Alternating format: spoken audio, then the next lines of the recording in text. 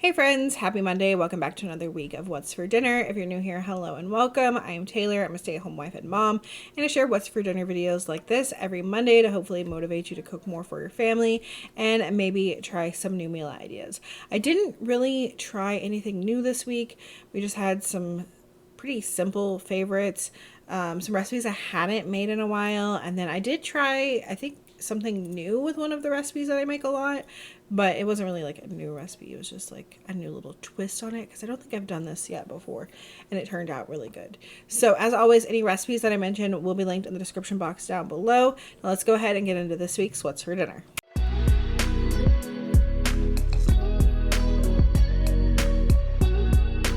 All right, starting off with Friday night, we did Crock-Pot chicken enchilada casserole. This comes from the Magical Slow Cooker, I think here on YouTube.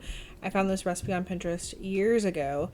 Starting off with some chicken breast in the Crock-Pot, and then I seasoned it with some taco seasoning and some adobo seasoning, and then I'm adding on a can of green enchilada sauce.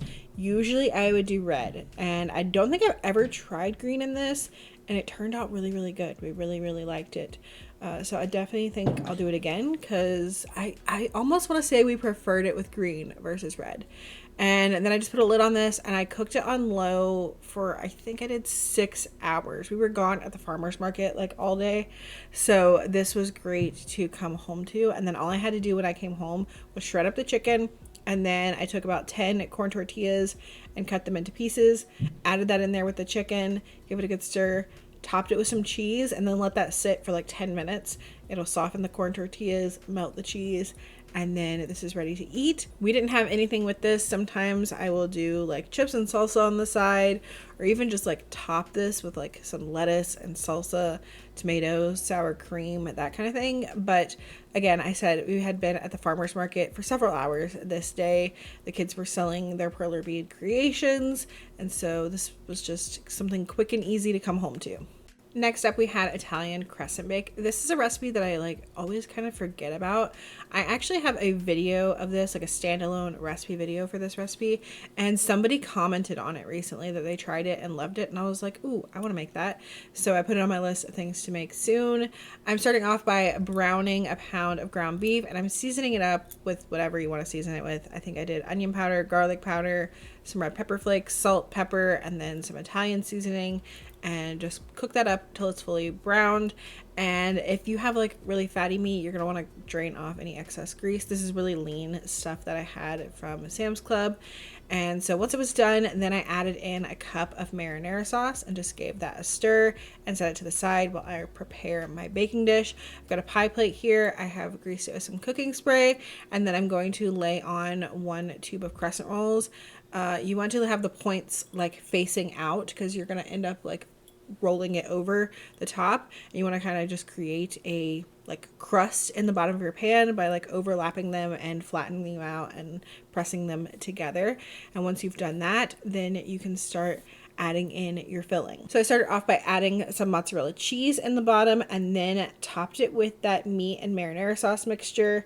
And then we are going to fold over the crescent rolls and then top with some more cheese. And then this went into the oven. This baked at 375 for about 20 to 25 minutes till your crescent dough looks like golden brown. And then I let it sit for like 5 minutes, and then we can cut it up and serve it. We did a salad on the side for those of us that like salad. And then of course Lily just had some fresh veggies on the side. Sunday, we kept it really simple with some orange chicken that we had picked up at Trader Joe's recently, and then I did some fried rice. I will have a video linked down below of how I make my fried rice step by step, and then the orange chicken from Trader Joe's is like pretty much self-explanatory. I made it in the air fryer and then tossed it in the orange sauce that it comes with, and we absolutely love this. I actually forgot, I usually make a bag and a half of it, and we only bought 2 bags, so this was just enough for my family that night. And I ended up making way too much fried rice, so I just froze the rest of that, and we will have that probably for lunch at some point one day, me and the kids, with maybe like some pot stickers or something. Monday, we tried Papa Murphy's pizza. We have never tried this before. We did have it in Georgia, but just not like really close to us, and this one is like right next to Andy's work, basically.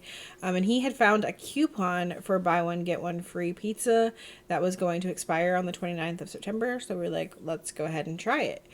So we got 2 pizzas for $20, and we got like the all meat one, and then like a triple pepperoni one. It has like 3 types of pepperoni on it.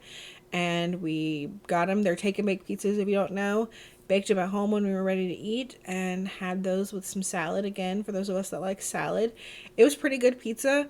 Definitely one of the like better pizzas that we've had here. Like, it's different. Like, a lot of the pizza around here is like thin crust, like a crackery almost kind of crust. That's just like the style of pizza around here, which isn't really what we prefer. We prefer like a New York style pizza, which is like what we had when we were in Minnesota. So this was close. It was pretty good. We would definitely get it again. The next day we had tuna casserole, which is a family favorite that I have shared so many times on my channel. I don't remember if I have a full like recipe of it by itself. I think I do. But we've been doubling that like original recipe lately. It uses a whole bag of egg noodles because my family like always wants leftovers of this. So it makes a huge batch, like a whole 9 by 13 inch casserole pan. And they absolutely love it. And we, of course, have it with a can of peas on the side. The next night, I made Gochujang Chicken. I had picked up the Gochujang paste at Trader Joe's, and Elijah was like, when can we have it again? So I made it this night. I'm starting off by making the marinade.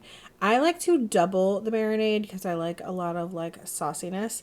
So I'm mixing together 6 tablespoons of rice vinegar, 4 tablespoons of honey, and I'm using hot honey, 4 tablespoons of the gochujang paste, some white parts of the green onions, some grated garlic. I'm just using what I had left of like the squeezy kind in the tube, and then 2 tablespoons of sesame oil. I'm going to whisk that together really well so that's all combined, and then I'm going to add in my chicken thighs. I'm using like 6 chicken thighs, and I'm going to sit them in there for like 15-ish minutes.